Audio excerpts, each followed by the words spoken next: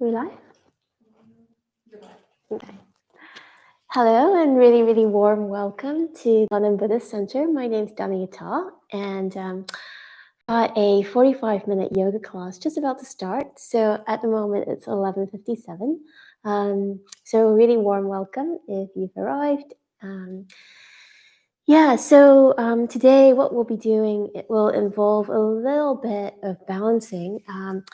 So over the last few weeks, teaching these yoga classes, I've been encouraging people to either have a yoga belt, or if you don't have a yoga belt, a scarf, something like this will be really helpful. So if you're just getting ready for the class, you might want to get yourself a scarf or a yoga belt. If you don't have either of those things, a long sleeve t-shirt would work just as well. Yeah. So do say hello in the chat box if you're joining us live. It's very nice to always just to know who we're practicing with. You can say hello to me and say hello to each other. Mark from Stepney says hello. Oh, hi, Mark. Hi. Hope you're doing well. Hope your little dog's doing well as well. Good. Yeah. So just a couple more minutes. So yeah, do you say hello if you're just joining us?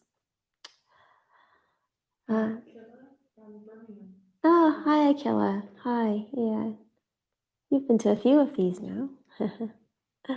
Good. Yeah.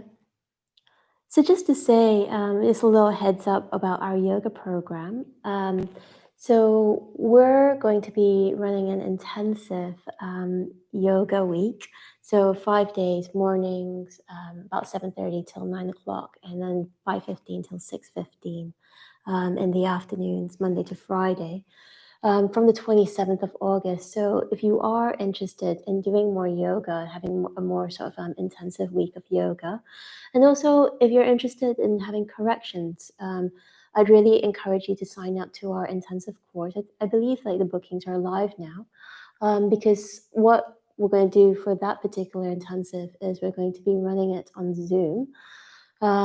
Which means that I get to see you practice yoga and watch you practice yoga and give you little corrections and tips and pointers if you want to. That'd be a very nice way to practice together. I must say, I've been doing Pilates classes in the lockdown, and I've got this really lovely, a little bit camp and quite fierce Pilates teacher, and he's always like giving me corrections, and I love it. I really enjoy it. Yeah. Good. So it's time. I'm about to make a start. So I just wanted to say something before we start the class, which is about this picture here on our shrine. So if I move to the slide, you might be able to see, and I'll bring the picture forwards in a moment. So this is a picture of Mark Thornhill. And he used to be a regular here at the London Buddhist Center, particularly at the lunchtime classes, and also the Friday evening 5:45 restorative class. He used to volunteer in that class and help us on the door and to set up the equipment. So we've got a picture of him on our shrine because he died on the 3rd of July. So I just thought I'd let all of you know, because some of you practice with us, have been practicing with us live for quite some time, and you would know Mark. If not, if you're not friends with him, you would sort of know him from just being around the center, because he's quite a character. And he was a bit more than a student to me. He was also a friend. And I've felt like quite sad in a way. Not in a way, I have felt very sad this week. I heard about his death over the weekend, and I've just sort of been bringing him to mind. It's said that the main thing that we need to do when people die is to send them metta, to send them loving kindness. So I thought, even if you've not met Mark before, even if this is the first time you're encountering him or just thinking about him, you might just want to start the yoga practice by doing that. And all of us doing this, all of us sending Mark metta, Mark sending Mark loving kindness, will have an effect. For Buddhists, death is not the end. It's not the end. Probably won't say much more about the Buddhist metaphysics of death, but just to say that it isn't the end. It's just another change in consciousness. Yeah? Okay. So we'll start the yoga class with a little bit of meditation. So if you want to, you can sit upright, either on your meditation cushions, or if you got a couple of yoga blocks, you can sit on those. Mainly just adopt a position where you can sit still for the next 3 or 4 minutes. And we'll just start by tuning into ourselves.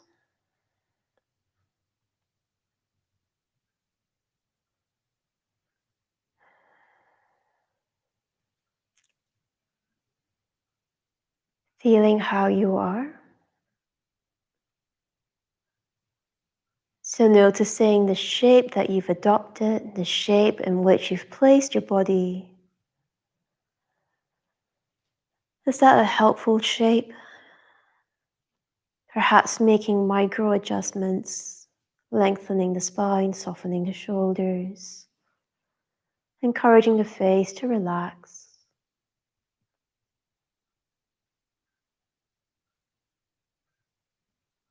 Softening the fingers.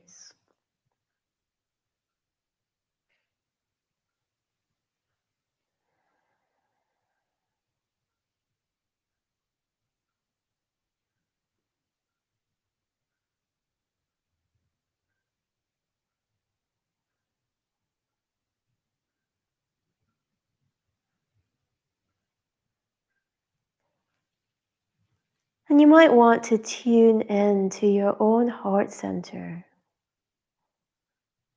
and spend a few moments wishing yourselves well.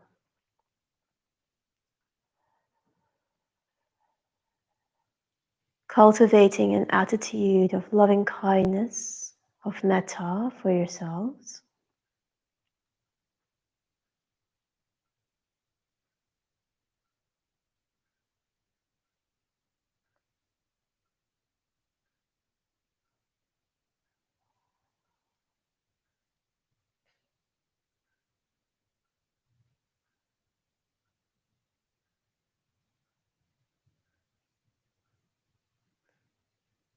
And bringing Mark to mind.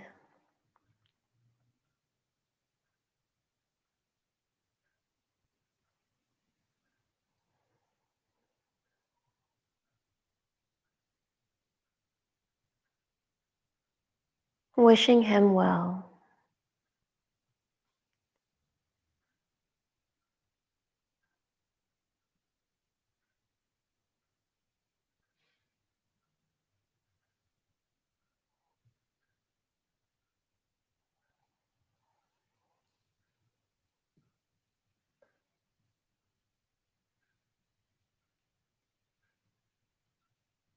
We don't know what happens after death.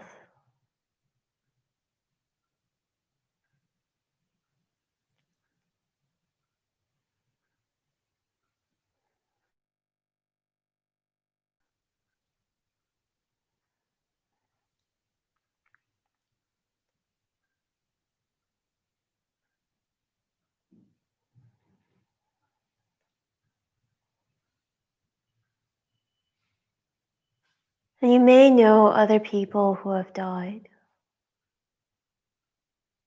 recently, and wishing them well too.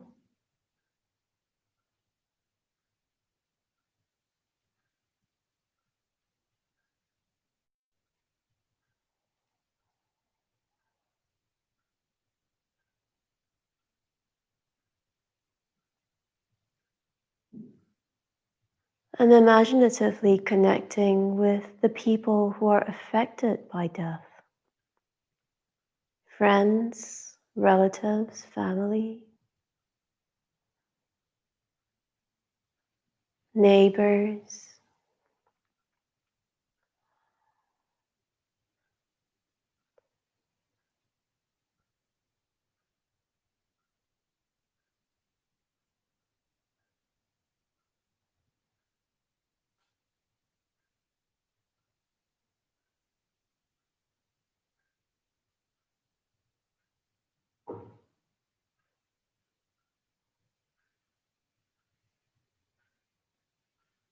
And then just before you draw the meditation to a close, just come back to your own direct experience,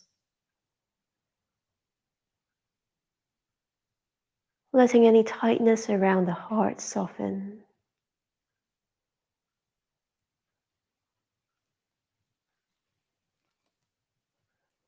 And then let's start to open our eyes and move.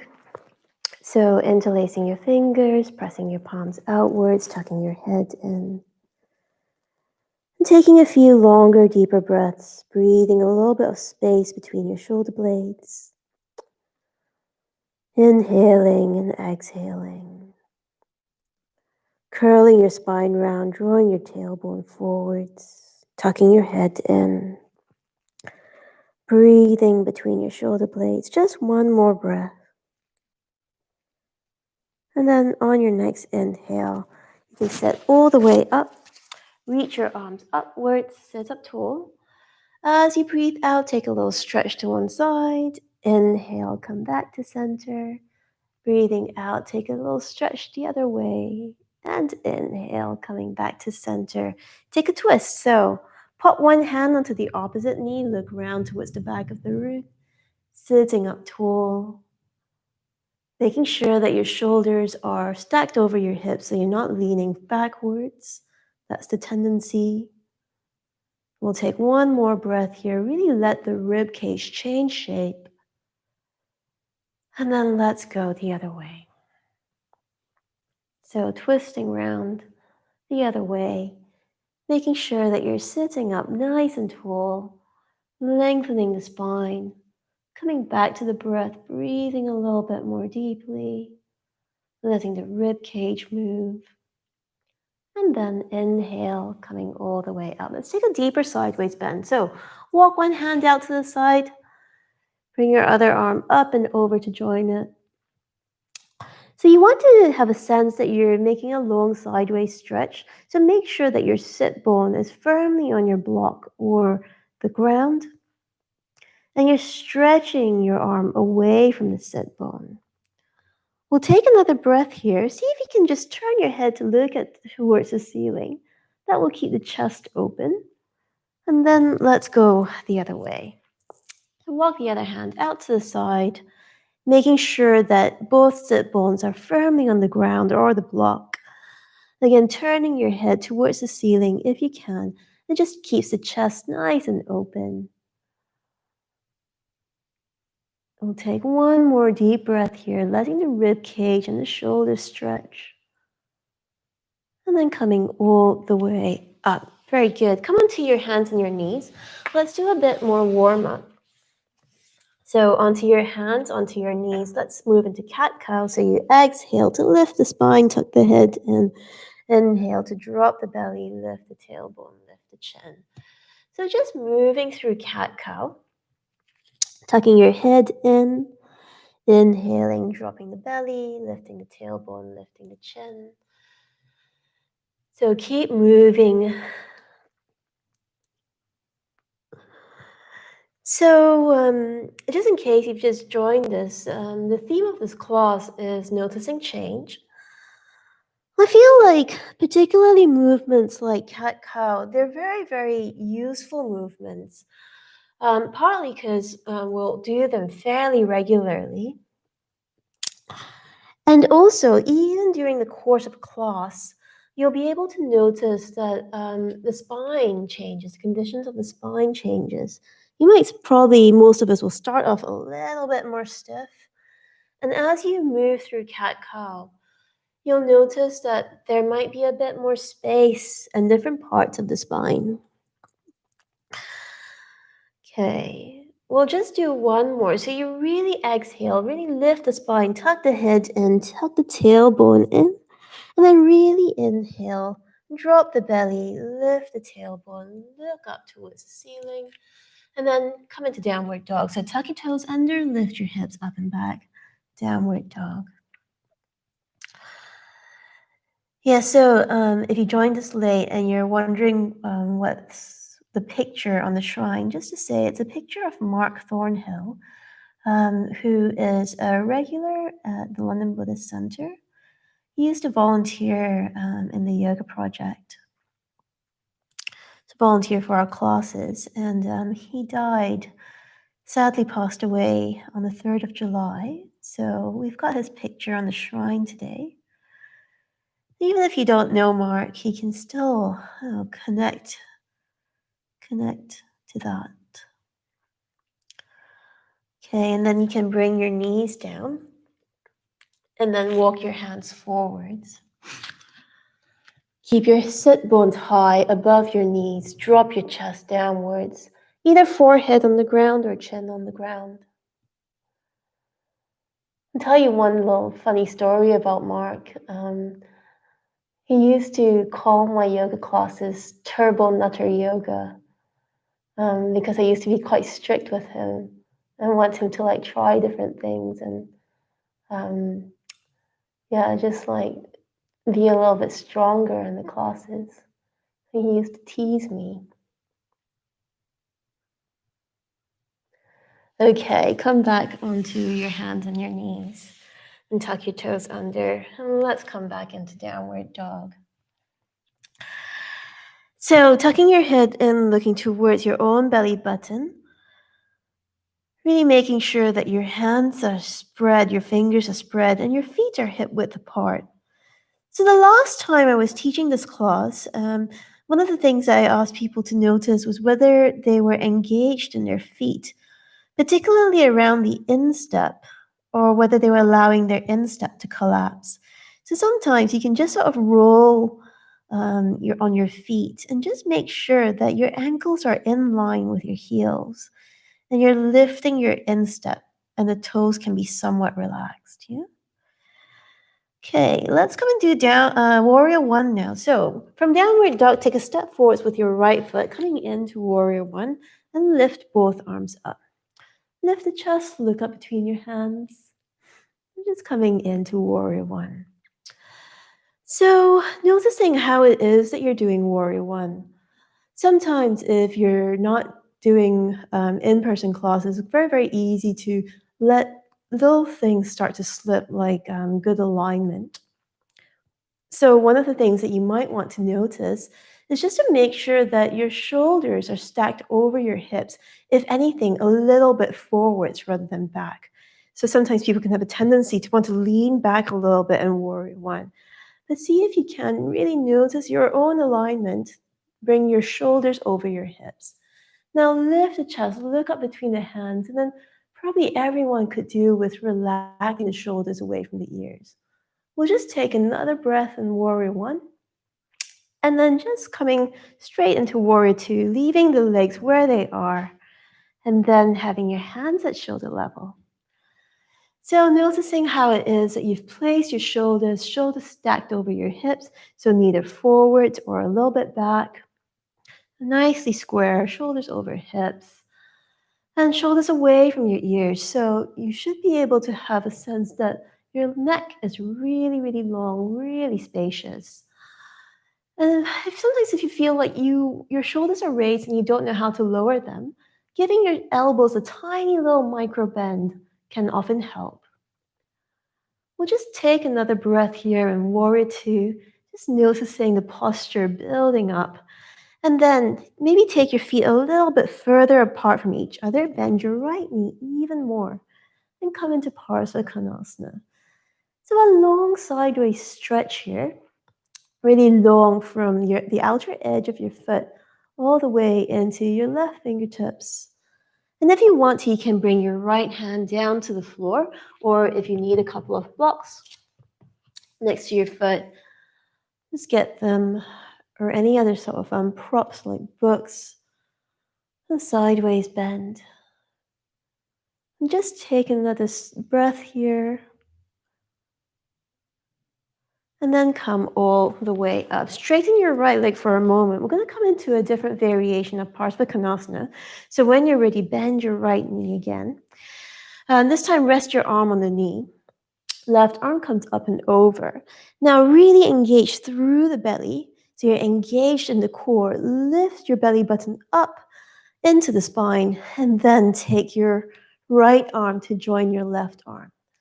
So this is a strengthening posture.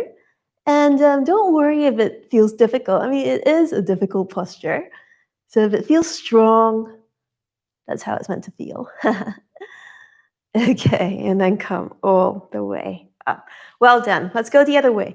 So Parsvakonasana to start off with, we'll just do the simple variation. So arm on the knee, right arm comes up and over, bend your left knee quite a lot.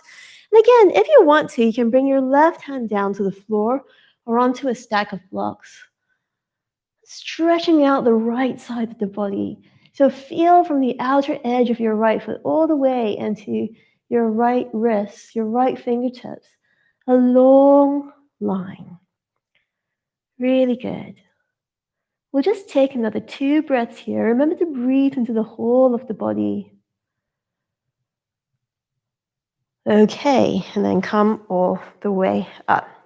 So the second variation, bend your left knee. Arm on the knee, right arm comes up and over. So when you're ready, taking your left arm to join your right arm, still keeping the sense of the sideways bend going. Remember to engage through the belly. You're trying to do this with the core, not just the legs, not just the arms.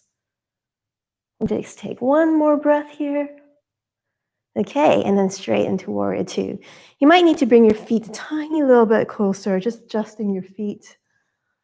And then noticing what it's like in Warrior Two. So, long through the neck, just checking where your shoulders are in relation to your hips. Look along your left arm if you can. That's really, really good.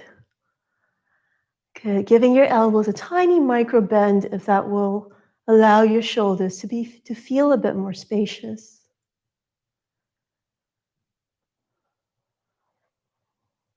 Just another breath here.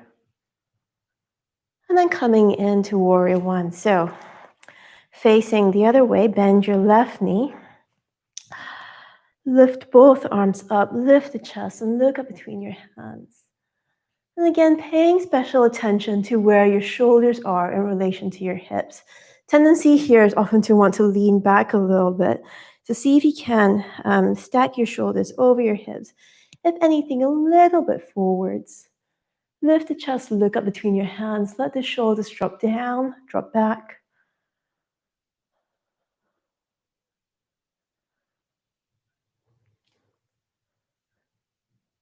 Okay, and then bring your both hands down, hands on either side of your left foot. Everyone just take a step back into downward dog.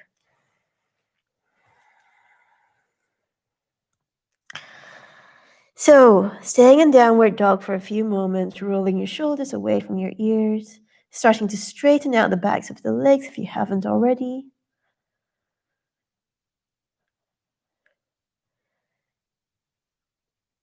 And then when you're ready, step your left foot forwards and come all the way up. We're going to do Parsvakonasana now. So taking your hands into reverse prayer or putting one hand on top of the other, palms facing away from you, lifting the elbows and coming into a forward bend. So forward bending over your left leg, folding forwards as far as you can, keeping both legs straight. So Parsvakonasana is a straight leg forward bend, left leg straight, right leg straight, dropping your head and shoulders, keeping the elbows lifting up and back.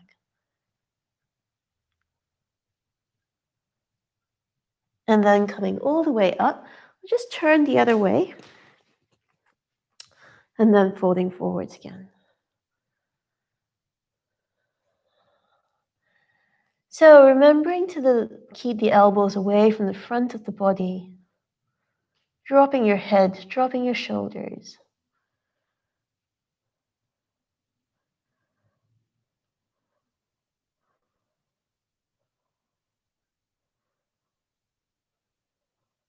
Okay, so coming all the way up, relaxing your arms for a moment. So I want to say a few things about Parsvottanasana. Partly it's one of Mark's favorite postures, so I thought I'd say a little bit about it. So sometimes what can happen is when you're starting to learn yoga, um, yoga teachers can often give a sort of variation, arm variation, where instead of taking your hands into reverse prayer like this, um, you'll be asked to hold on to your elbows. Um, and I think as a variation, it's okay. Particularly if you're at the start of practicing yoga, holding onto your elbows is much simpler, and actually working your hands into reverse prayer is quite complicated. The only thing with that particular variation is that you'll never learn to take your hands into reverse prayer if you only hold onto your elbows. It's not quite so intuitive like how you would get there from holding onto your elbows. So one variation is just to put your hands, palms facing away from you, like this. So one hand on top of the other, and still keeping your elbows lifted. Yeah. And then from this position, you can just then, well, most people will start off like this. You can just then start to learn to lift your fingers up towards the ceiling. So going this way, and then eventually, over time, you can bring your little fingers together, and then eventually also bring your thumbs together. So that's one variation. We'll do the arm variation now. So step your right foot forwards. I want to talk through the other little bit of alignment. So usually when you've got stiff hamstrings, what can happen is that as you bend forwards, your spine will start to curl to compensate for your hamstrings being tight. And that's okay. Sometimes what tends to happen is that in what we're trying to, as yoga teachers, encourage students to do is to lengthen out the spine. Um, but just remember that this lengthening out of the spine doesn't come from the neck. So if you're really hunched over, you probably want to think about your middle back lengthening out rather than you just sticking your chin and squishing the back of your neck. So it's much better for the back of the neck to be long and to think about straightening out the curve in the middle and lower back. Yeah. So try not to jam the back of your neck by sticking your chin out. Okay, coming all the way up. Let's just turn the other way. You can release your arms for a moment now. So reset your hands, either palms facing away from you, one hand on top of the other, or taking your hands into reverse prayer proper. Again, folding forwards, just noticing how you're coming into the position. If you've got tight hamstrings, the tendency is to want to curl the spine round. So try not to jam the back of your neck as you straighten out the back. So you're really trying to straighten out the lower back, the middle back, rather than the back of your neck, yeah? Okay, and then come all the way up. Good stuff. So let's do some balancing. So you'll need a yoga belt for this or a scarf. Either one will do. I'm just going to use my scarf today.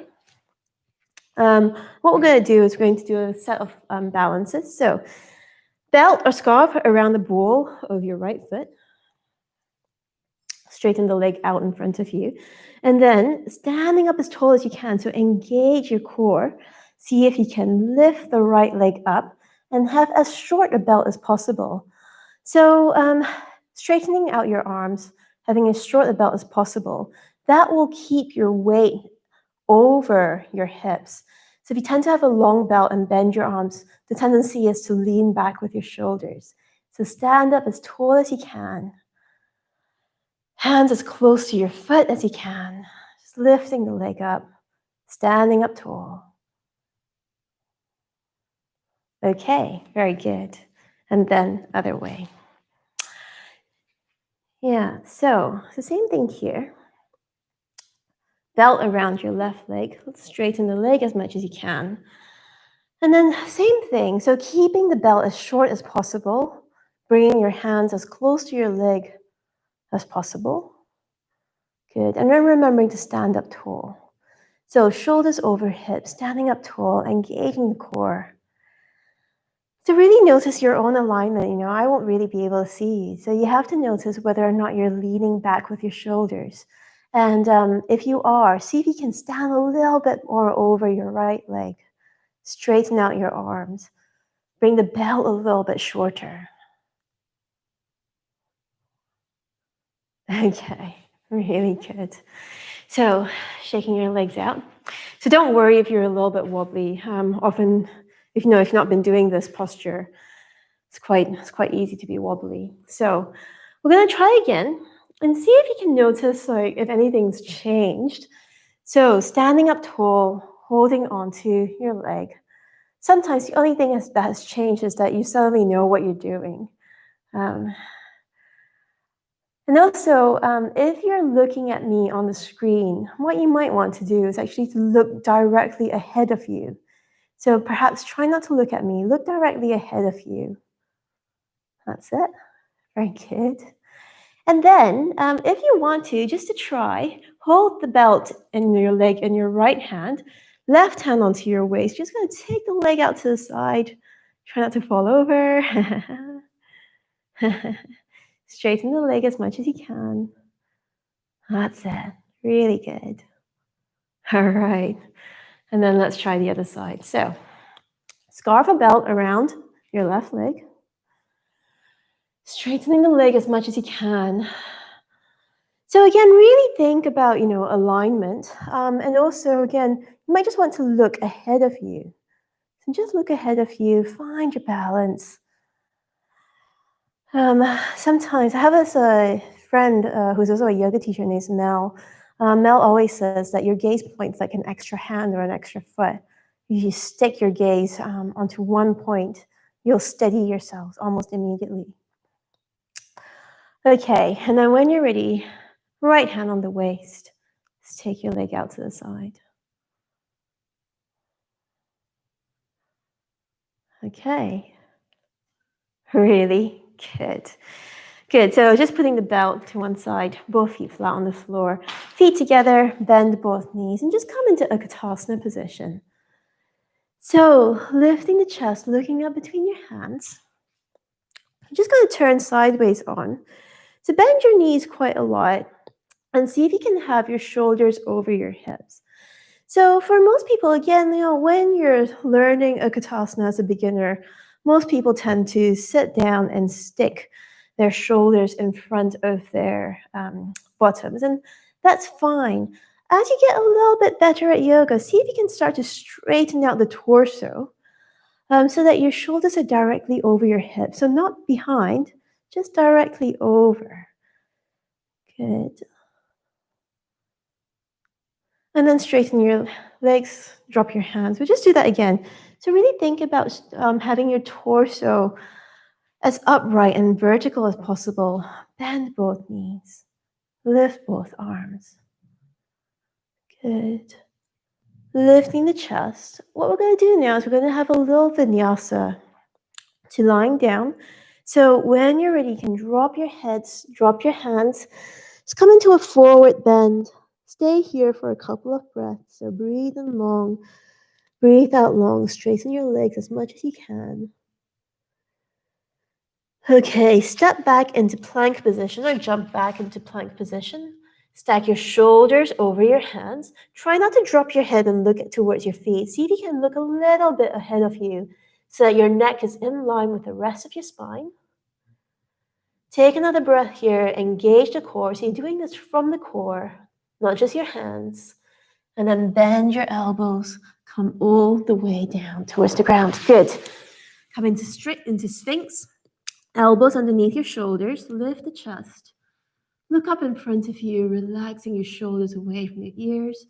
Be quite active and engaged in this posture. So, coming into Sphinx, being engaged in the posture.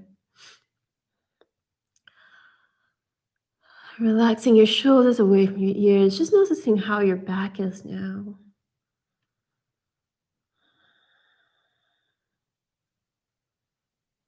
Okay. And then releasing your elbows out to the sides. Bend your knees. We're going to come into Dhanurasana. So bend your knees. See if you can catch hold of both your ankles.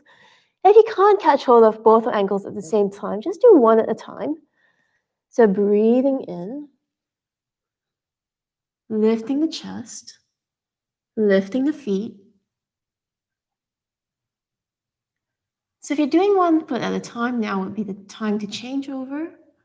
Keep lifting your feet, keep breathing. It's really good. Lifting the chest, a little bit like straightening the legs. And then releasing down. Hands underneath your shoulders.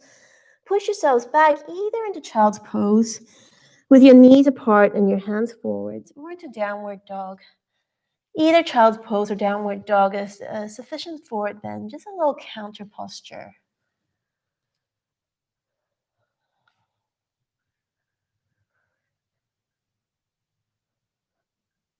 Okay. Now find yourselves lying on your back. So either walk your feet forwards, cross your legs, sit down and lie down. Or just find your way onto your back. Hug your knees into the chest. Circle your knees, just letting the ligaments in your pelvis relax. We're just going to take a few more slow stretches lying down. We'll start with a simple hip stretch. So, left ankle on your right thigh, quite close to the knee. Hug both knees into the chest. As you hug your knees into the chest, see if you can bring your shin bone a little bit more parallel to your chest. So usually what will happen is your knee is quite close to the body and your ankle is quite far away. And see if you can even that out so that your shin bone becomes parallel to the chest.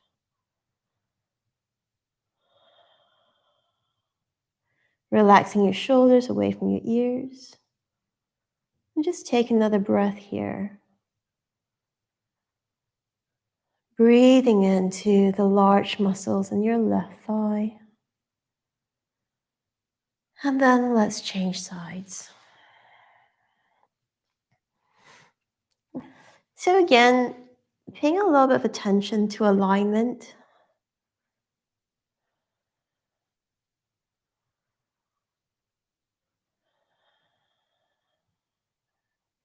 Making sure that your shin bone is parallel to the chest and your ankle isn't too far away compared to the knee. Breathing a little bit more space into the back of the right thigh, into the right hip.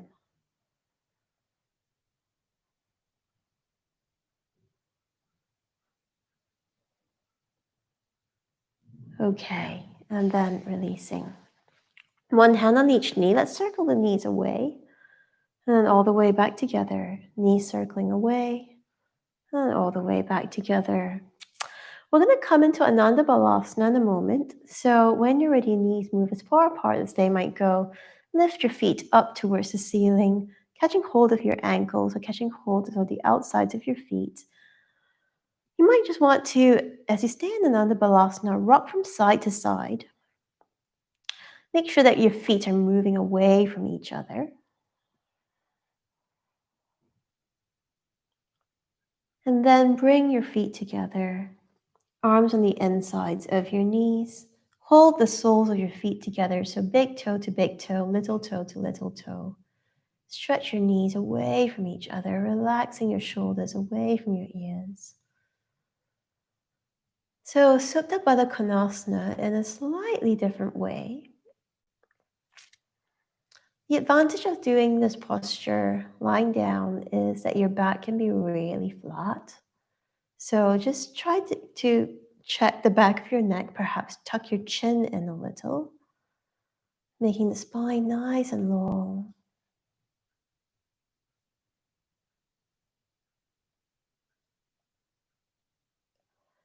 And then bringing your knees together. Good. Stretch your arms out behind you, stretch your legs forwards. Breathe in, stretch with your fingers, point your toes. Breathe out and relax. Breathing in, big stretch.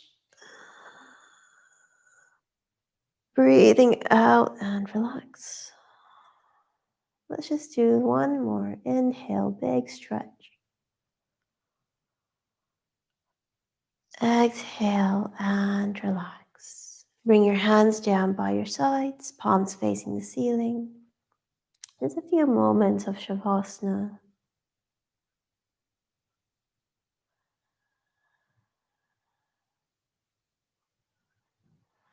So just make sure that you've placed your shoulders well.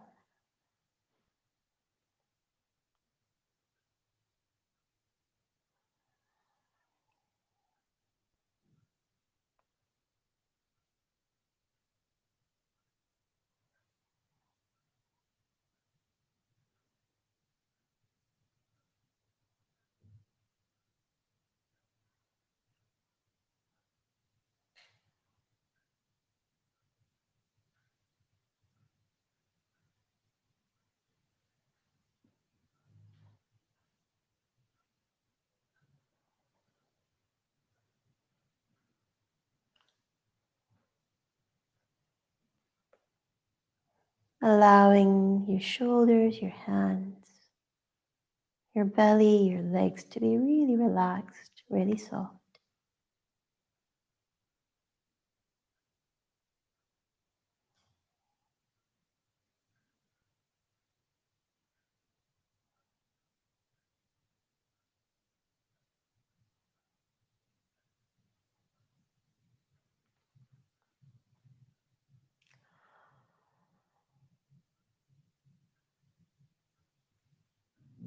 If you notice yourselves holding on to thoughts or being preoccupied by thoughts, just imagine relaxing the grip on the thought, relaxing the grip of the mind.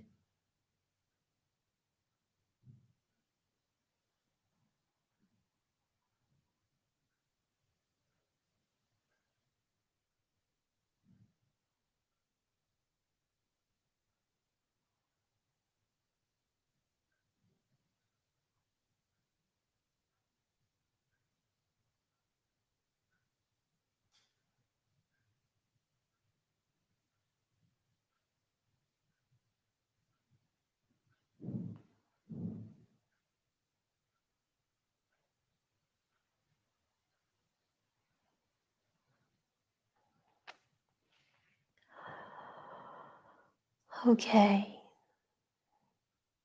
so just a few more moments here, and then you might want to wriggle your fingers, wriggle your toes. You might want to roll over onto your side. And we're going to finish with a short meditation, just another 3 minutes or so.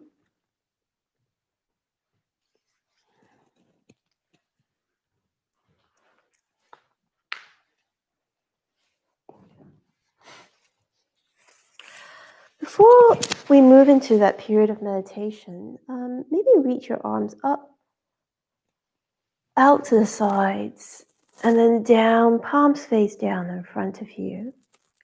A bit like pressing downwards. So we breathe in. It's a bit like gathering all the energy you've liberated. Breathe out and integrate. Ground. So breathing in, gathering.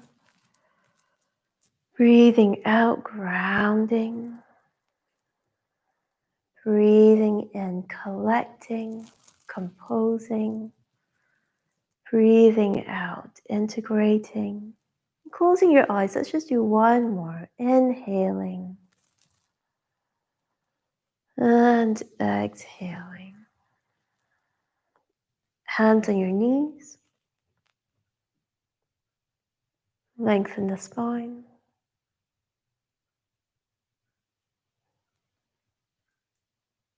So just notice how you are now from the start of the class till now. Noticing the effects of the efforts, that you've been making, how your neck and shoulders are, how your back is, your fingers.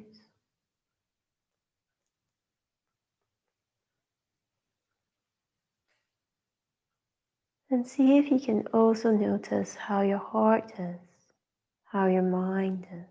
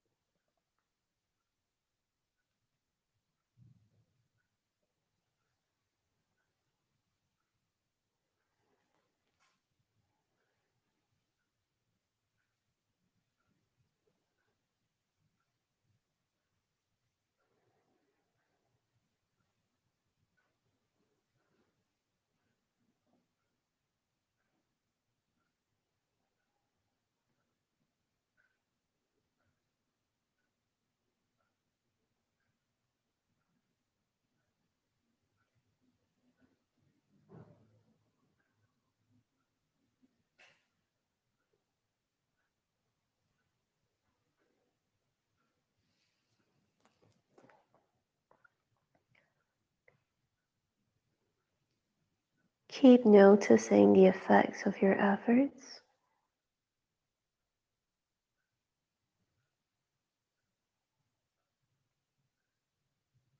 Keep encouraging your heart to be tender and soft, your mind to have unrestricted perspective.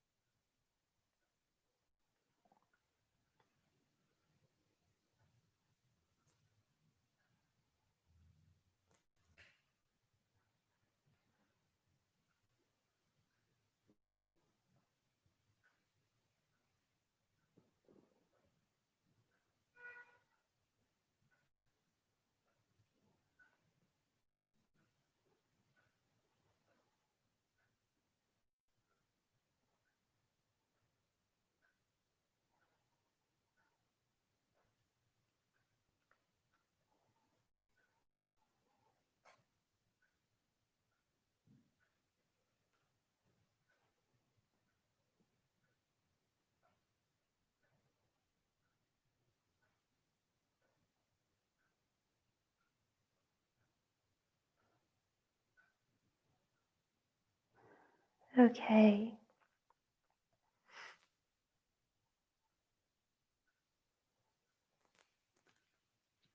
So that's the end of our class today. Yeah, so just in case you joined us late and missed the first half, I just wanted to say that there's a picture of one of our regulars to the London Buddhist Center and our yoga classes and meditation classes, particularly the lunchtime classes, but also some of the evening classes. There's a picture of Mark on the shrine, and that's because he passed away 3rd of July. Yeah, it's had quite a big effect on me. You know, Mark was a bit of a friend, and one of the things that I did when I realized Mark had died was I went and looked at all the messages that I had texted him and he had texted me. And one of the things that sort of gave me a little bit of comfort, I guess, was just a sense that we knew that we really liked each other. We knew that we really loved each other. There was a lot of love and friendship. And particularly the last few text messages that we exchanged just around April time. I think, like that's really important. One of the things I often reflect on death or reflect about death on is whether whether because people can die at any time, whether or not my relationships are in good nick, and the people who I love know that I'm loved, that I do love them. Yeah. that they're loved by me. So I just want to drop that in.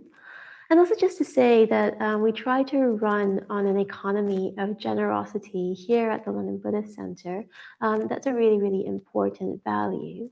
And at the moment, we're experiencing a shortfall of about £10,000 a month. So if you can give to us, if you can sort of participate in our economy of generosity, and generosity instead of exchange, we're trying to like give our classes, give our teaching as much as possible for free. If you can participate in that and support the work that we do, please do give to us. And yeah, you know that your money will be put to good use. So that's the end of the class, and hopefully see you next week. Have a good week, and yeah, sign up for our intensive as well. Mm. Bye.